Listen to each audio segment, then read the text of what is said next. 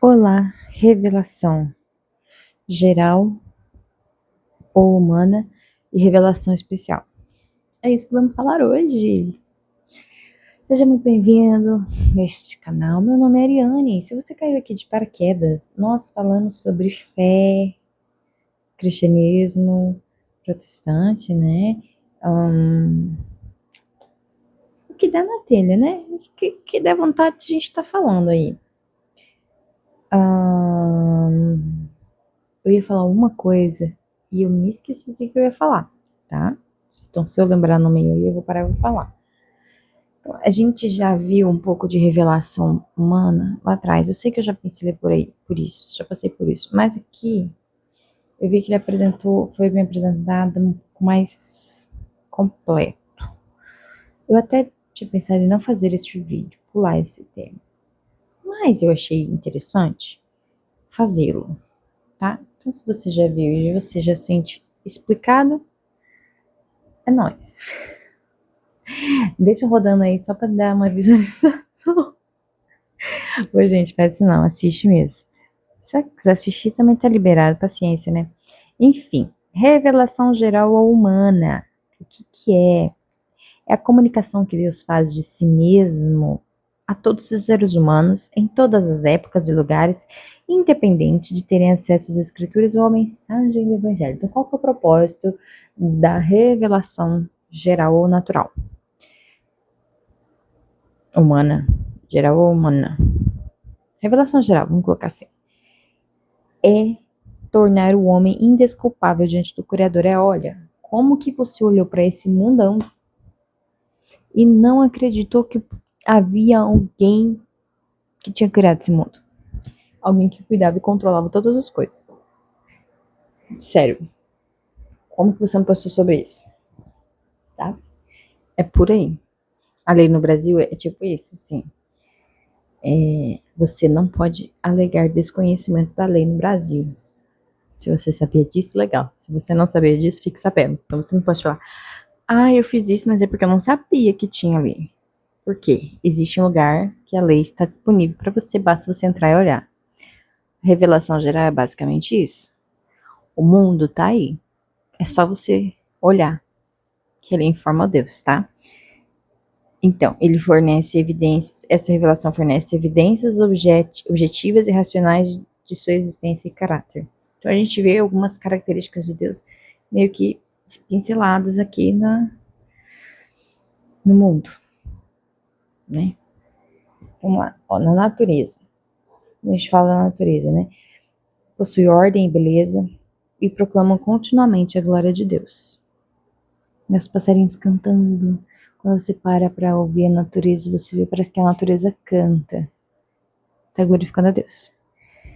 Complexidade e ordem. Quando a gente fala, por exemplo, do corpo humano, o corpo humano é o sistema mais complexo que existe. Se eu não estou equivocada, a medicina moderna, a ciência moderna, não conseguiu desvendar 100% do funcionamento do corpo. Agora, se existe uma doença que eles dão um nome, fibromialgia, acho que é, na verdade, é o esgotamento dos diagnósticos. É tipo assim, testamos tudo. Não é nada do que. Não é nada. Então, é fibromialgia. É tipo isso. Gente, eu tô falando em termos muito, muito, muito leigos e superficiais, tá? Só pra vocês terem uma noção do que eu tô tentando explicar. Então, a natureza também é um testemunho contínuo, porque a natureza nunca silencia e ela fala uma linguagem universal. Todo mundo que olhar para a natureza vai ver a diversidade de animais, né, diversidade de fauna e flora, a complexidade. Não precisa, você pode falar chinês, alemão, italiano, que você vai observar isso. E enquanto existir a natureza, tá aí. Enquanto existir seres humanos, tá aí. Para você ver que Deus existe. Aí a gente vai pra história. Né? Deus é o Senhor da história. Até eu coloquei o desenho pro Estevão assistir, das histórias da Bíblia. E aí começou a passar a história de Davi, que Samuel vai lá ungir Davi, rei. Eu não me lembro o que passou no desenho que eu falei, olha só, Deus estava providenciando.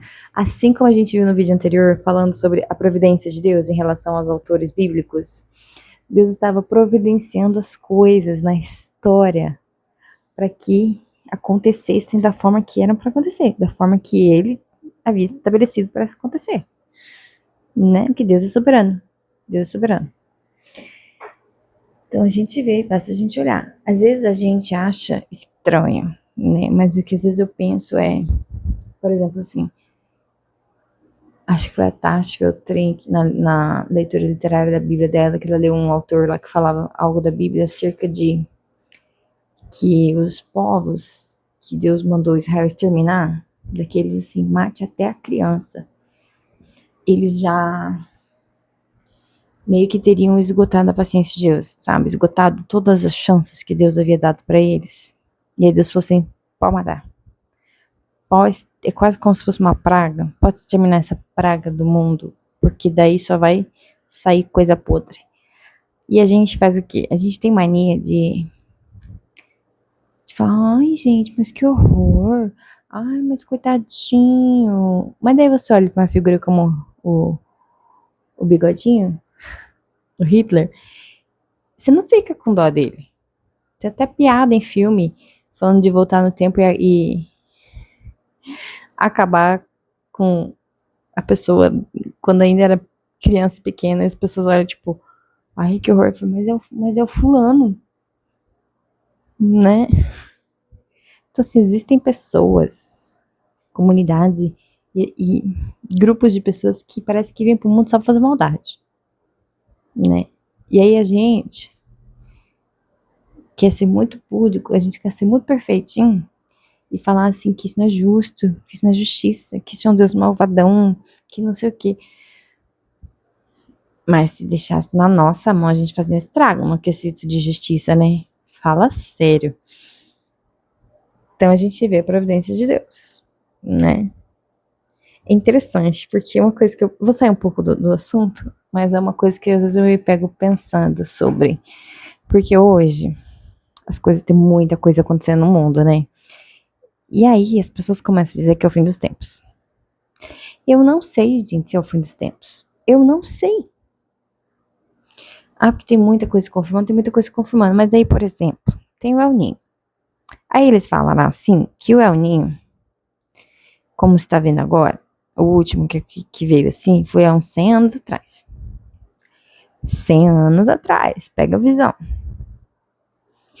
100 anos atrás, não foi 100 certinho, tá? Mas foi uma janela aí né, de uns 20, 30, 40, 50 anos. Que teve lá uma primeira guerra, uma segunda guerra mundial, milhões de pessoas morreram. Era muito difícil viver naquela época. Pessoas morreram de fome, não só pela guerra. Muita coisa, muita coisa, muita coisa se alterou no quadro do mundo. Sabe? E é interessante você parar para prestar atenção que naquela época tinha vários ditadores ao mesmo tempo no comando. Várias pessoas muito ruins fazendo coisas muito ruins em vários países diferentes. Tudo na mesma janela de tempo. Sabe? E às vezes eu penso nisso e eu penso assim, como que estava a igreja nessa época? Como que estavam as pessoas, a população mundial? Sabe? Espiritualmente falando. Como estamos hoje? Com tudo que temos vivido, etc, né? Como estamos hoje, espiritualmente falando? Fala se não é uma coisa para pensar. É uma coisa para pensar, é uma coisa para pensar. Voltando ao assunto. Consciência. O ser humano, suprema criação, a imagem de Deus, é o testemunho mais abundante da sua existência. Acabei de falar que nós, né, a complexidade do ser humano é impressionante. Só que aqui ele fala assim do negócio que eles dão o nome de sensus divinitatis. Eu acho que é assim que fala. Divinitatis. Não sei se eu escrevi certo aqui. Que é uma percepção interior da divindade. Sabe aquela coisa de que quase todo mundo tem uma religião? Até o ateu. Qual que é a religião do ateu? O ateísmo. porque ele precisa falar que Deus não existe. Sabe? Então, você precisa, geralmente o ser humano ele tem algo dentro dele que o impele a buscar um ser superior, uma divindade. O negócio é que muitas vezes as pessoas encontram essa divindade nos lugares errados. Pronto, falei. Consciência moral. Os seres humanos possuem uma lei moral escrita em seus corações. Sabe aquela coisa de que mesmo a pessoa que não é cristã, ela tem aquela coisa, tipo,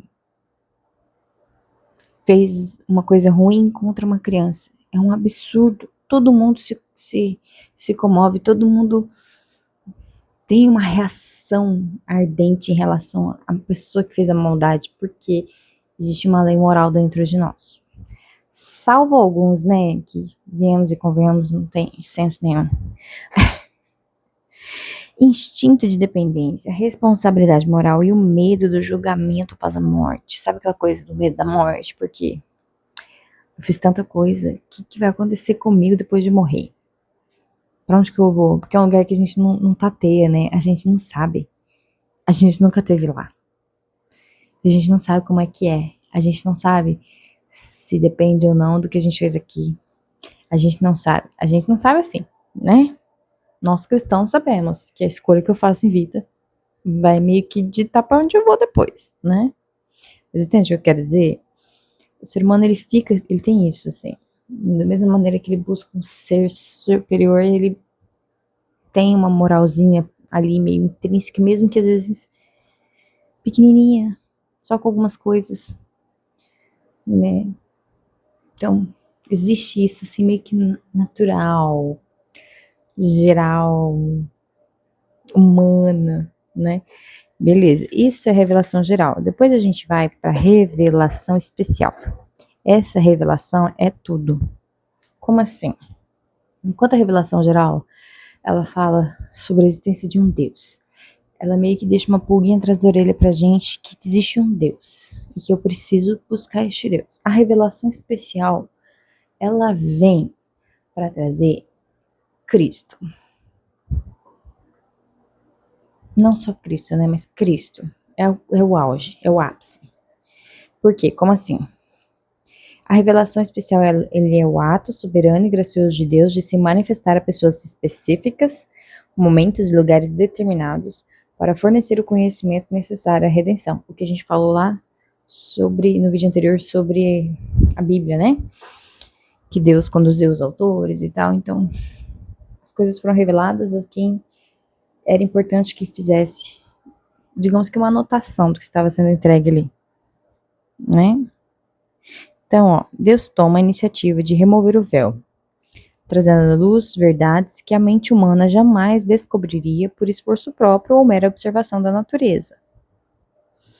Então, Jesus Cristo, o sacrifício de Cristo, ou as características de Deus, nós só sabemos porque Deus assim o fez.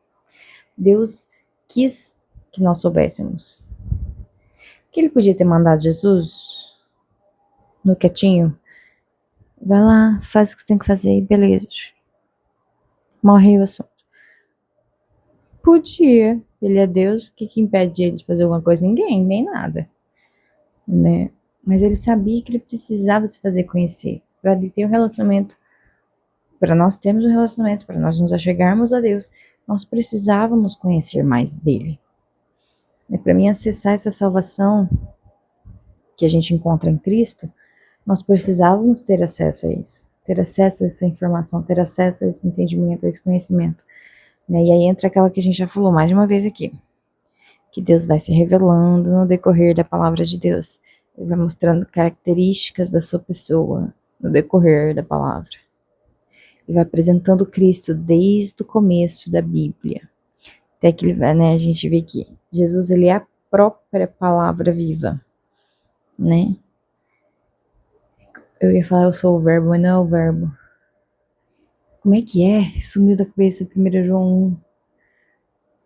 Era o verbo se fez carne, o verbo estava no meio de nós, o verbo...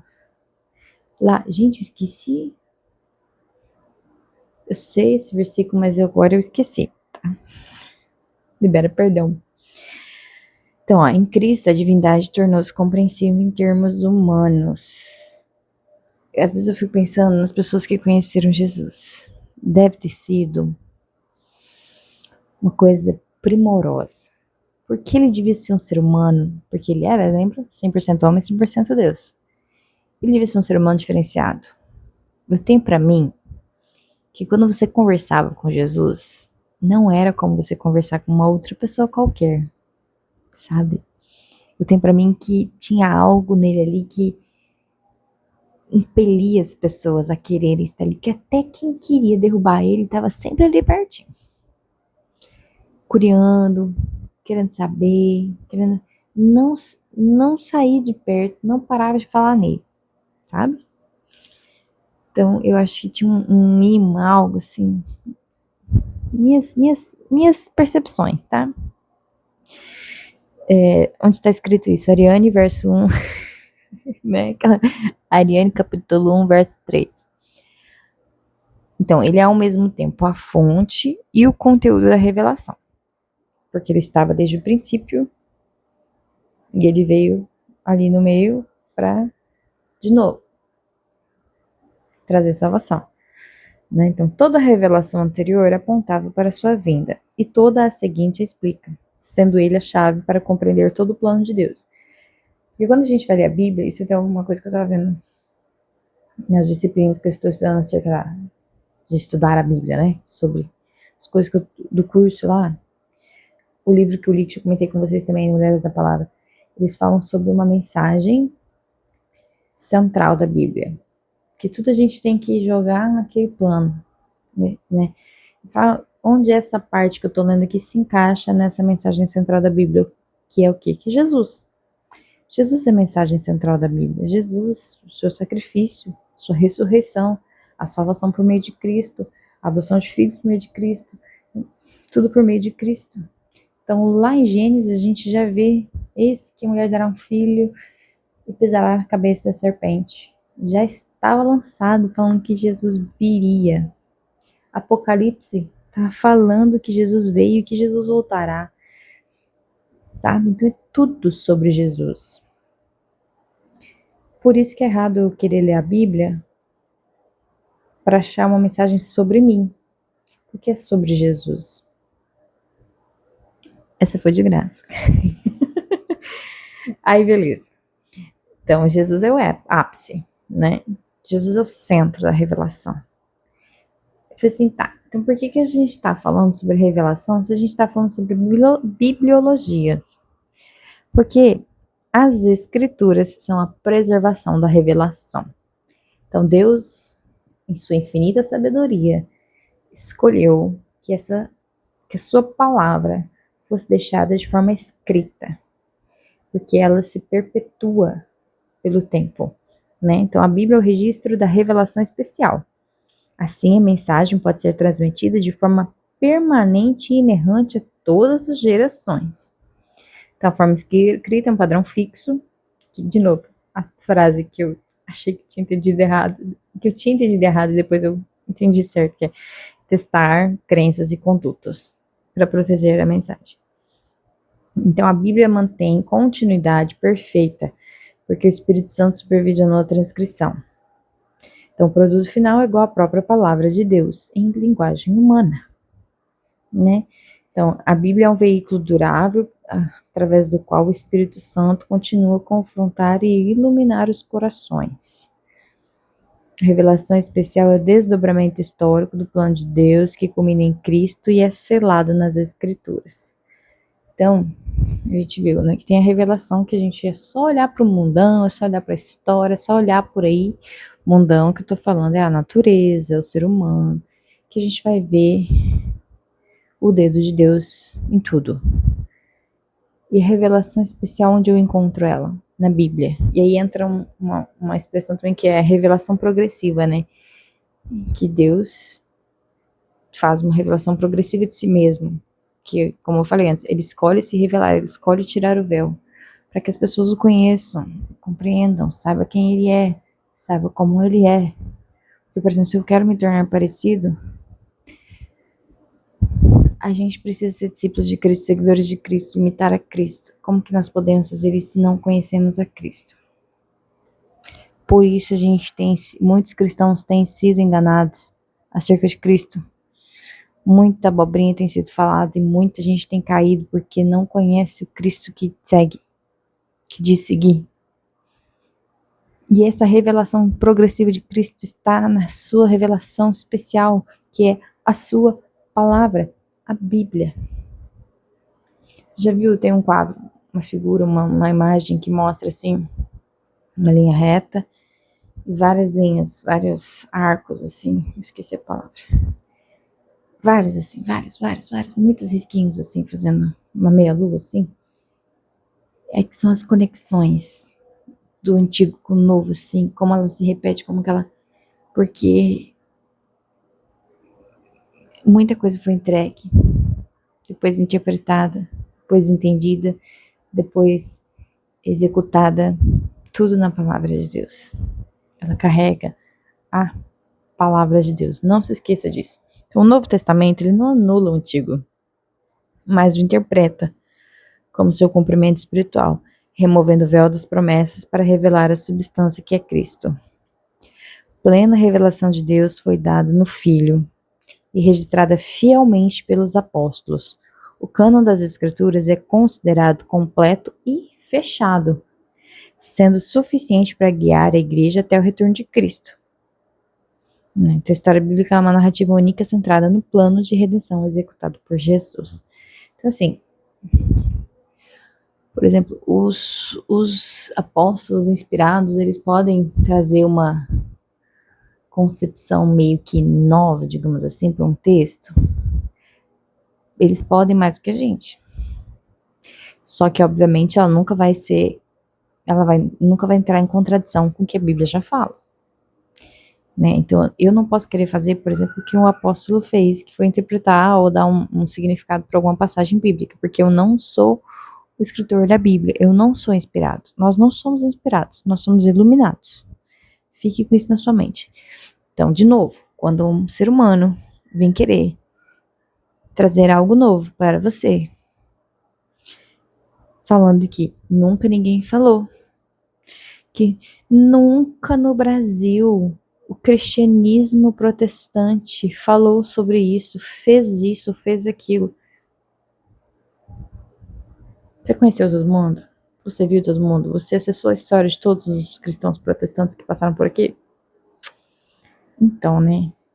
Sempre desconfie de quem está trazendo revelação nova. Sempre, sempre. Se inscreva neste canal. Compartilhe este vídeo. Comenta aí suas impressões, que você pensou, o que você está achando desses vídeos, né? Se você está querendo conversar sobre determinado assunto, se você tem sugestão de livro para ler, comenta aí, se inscreve no canal para ajudar a gente. Acho que essa luz ficou melhor assim, né? Acho que eu gostei. Não ficou dando reflexo no óculos. Tchau, gente.